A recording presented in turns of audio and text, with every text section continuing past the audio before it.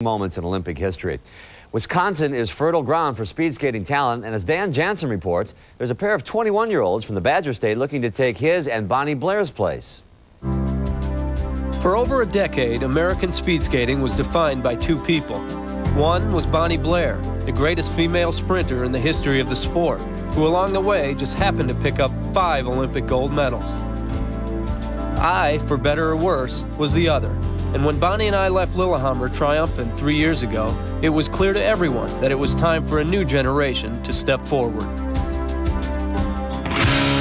Chris Witty, Casey FitzRandolph, a pair of 21-year-olds who just may make America forget the names Jansen and Blair. Witty first made her mark in Lillehammer, where she turned in a personal best time and established herself as Bonnie's heiress apparent. Last season, with Bonnie retired, Chris won the World Sprint Championship and emerged as the dominant force in the 1,000-meter event. Last year surprised me a lot. I didn't expect to win World Cups. I didn't expect to win Worlds right away. It was pretty shocking. I knew I was coming up, and I knew I was going to keep improving. I didn't know what it was that I did right, though. It's like all of a sudden, here I am. Hello, I'm winning. Casey FitzRandolph's big breakthrough didn't come until earlier this season in Calgary, where he finished just hundredths of a second off the world record while breaking the American record I set in the 1,000 meters in Lillehammer. He found himself on the podium 6 times. You know, it's been a great year, and I achieved my biggest goal for the year, to be top 5, so it's definitely a success going into next year. If you're talking about their levels of achievement, Casey and Chris are very similar. But if you're talking about their personalities, well, that's a different story.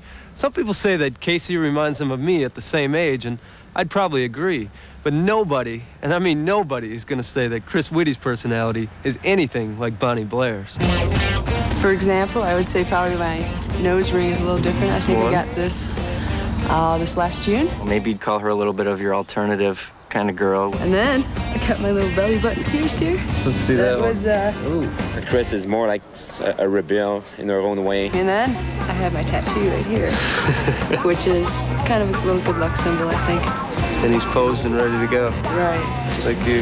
I heard a good comparison with tennis, where they say Chris was like the Agassi of speed skating. She's looking for her own identity. She wants to be Chris Witty. She doesn't want to be another Bonnie Blair.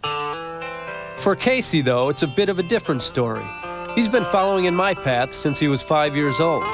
Casey approaches life at a more conventional pace, living it, you might say, in more conventional ways. Although we found him catching a fish using a piece of dental floss. Got one. Get up here, boy. They asked me if that bothers me, always being called the next Dan Jansen instead of Casey FitzRandolph.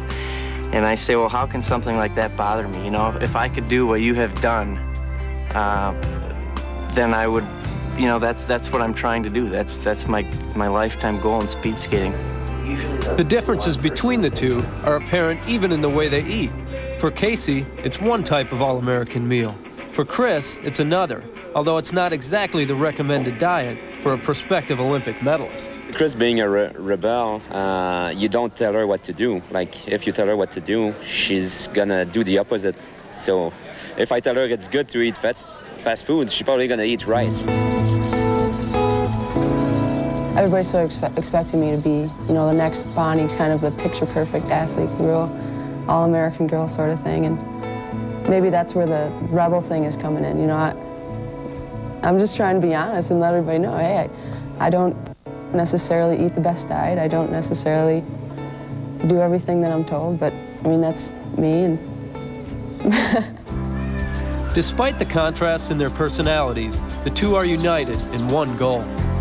We've talked about, you know, about how we both view winning and not winning. And I think the biggest thing that we've got in common is we like to win and we don't like to lose. Sometimes we talk about that, like, God, that would be so great to go out there and just, yeah, do it in Nagano. Suddenly, the future is now for American speed skating, and it is a future that is looking pretty bright. Remember these names.